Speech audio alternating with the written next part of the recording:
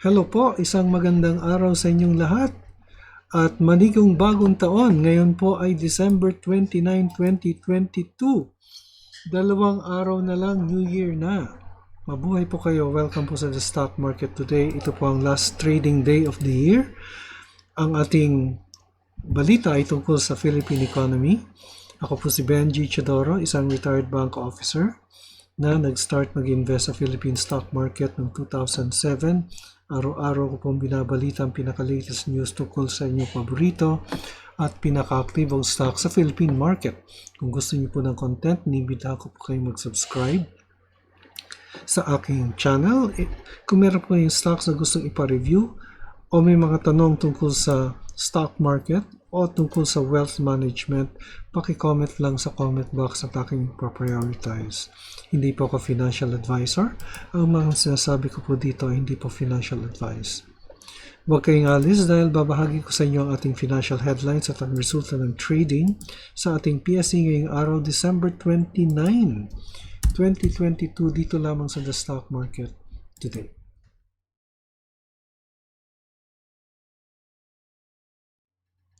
Okay, ang ating news or yung top stories po muna natin, better years ahead, sabi po ni Finance Secretary Jokno.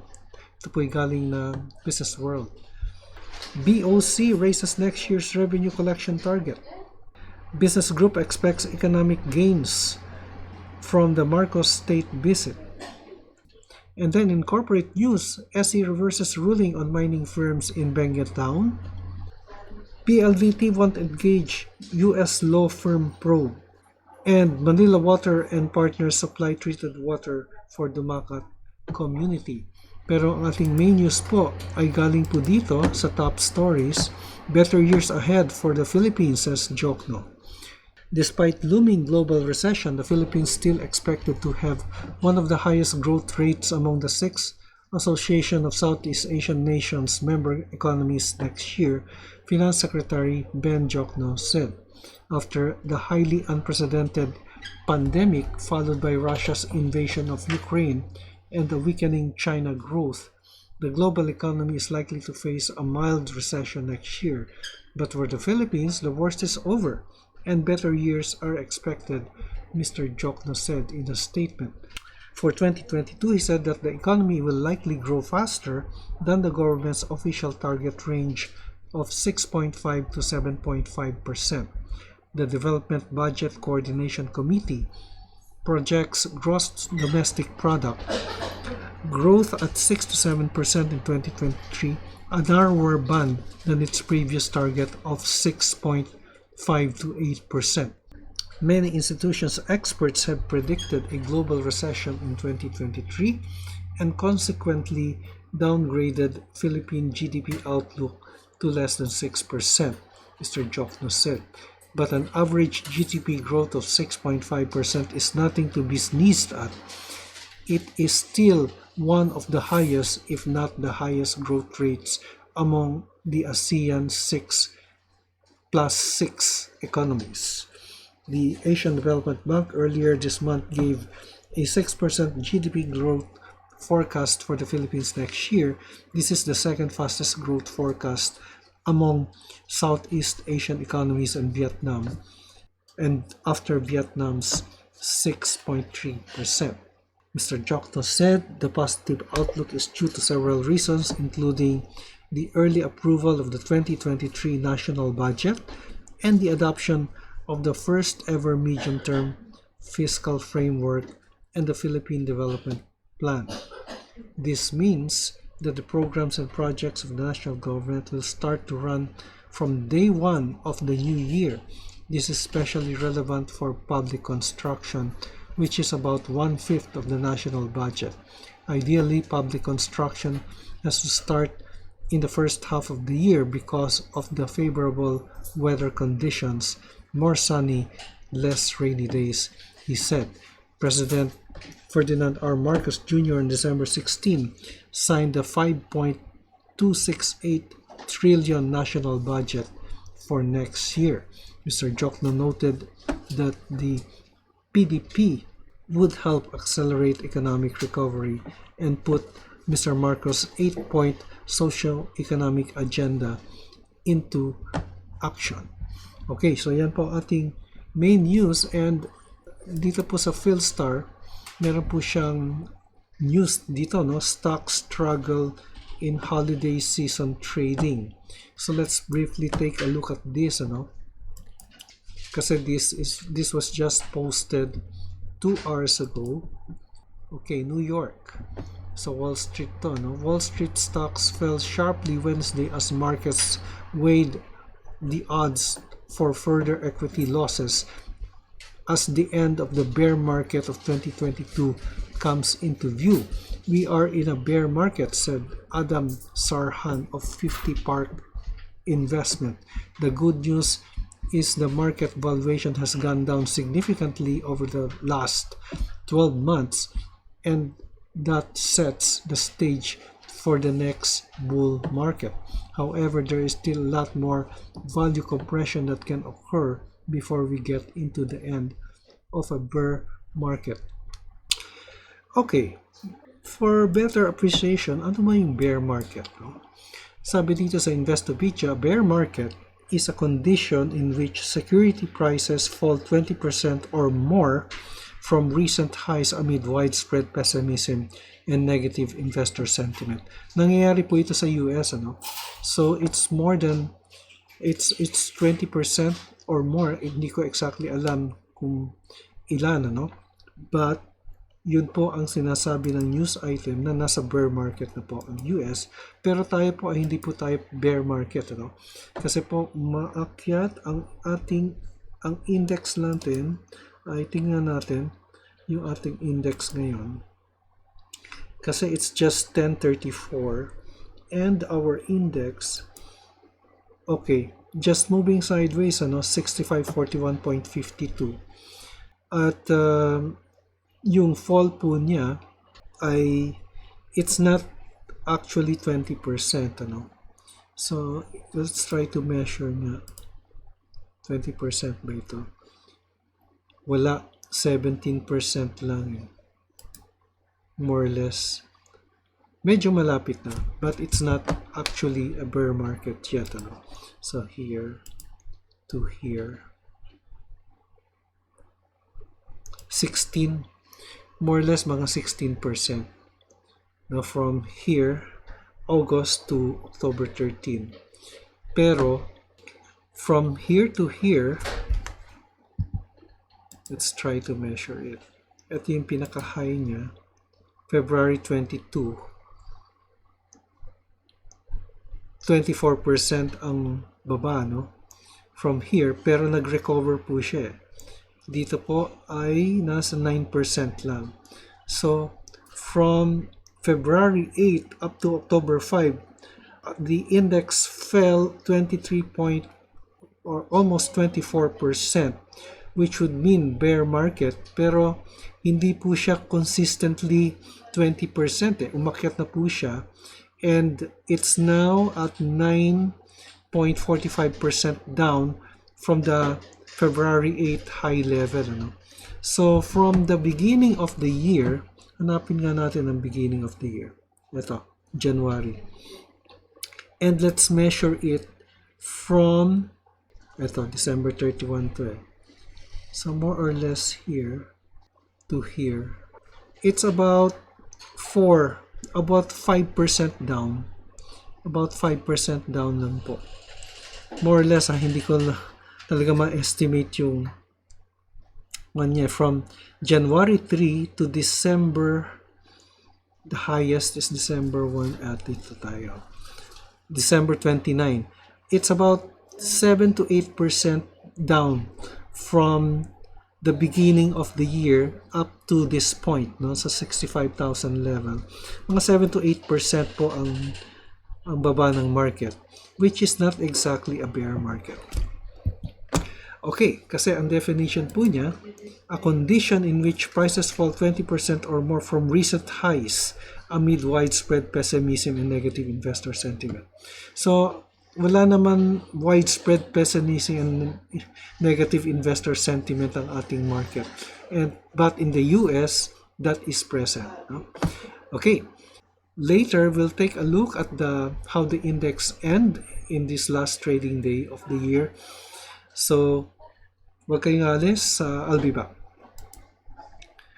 Okay, it's just 1 minute before closing time. Oops, nag-close na po ang ating index at nasa 65, 66.39, 0.15 points down, almost flat. 0, 0, 0. Actually, it is flat, no? Wala pang 1 point. Ngayon, sa market activity naman, ay tignan po natin. 120 ang umabante, 68 ang nag-decline at 49 ang hindi nagbago.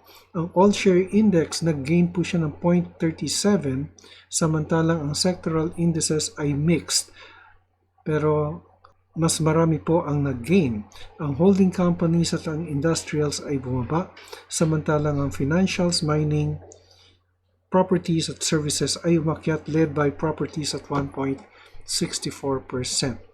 Ngayon po, tingnan po natin ang most active stocks.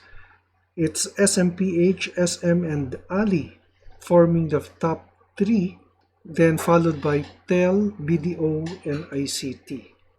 So, tingnan po natin yung top 4, SMPH, SM, Ali, TEL, and then tingnan po natin ang nag-gain po today, ano?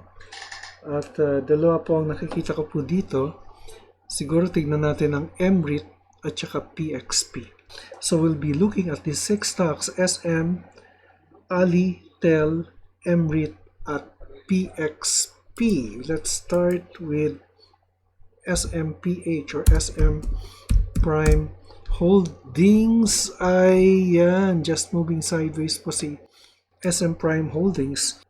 Pero meron po siyang a lot of volume, ha? At under the candlestick po, slightly under. So masasabi po natin bullish. Now if we'll be drawing a Darvas box for SM, so we can see the range in which it moved. The lower support is at 33.45. The higher is at 37, more or less. The RSI is just moving sideways, and SM ended at 35.50 or 60 centavos up. Next, we have SM. So, yung top most active.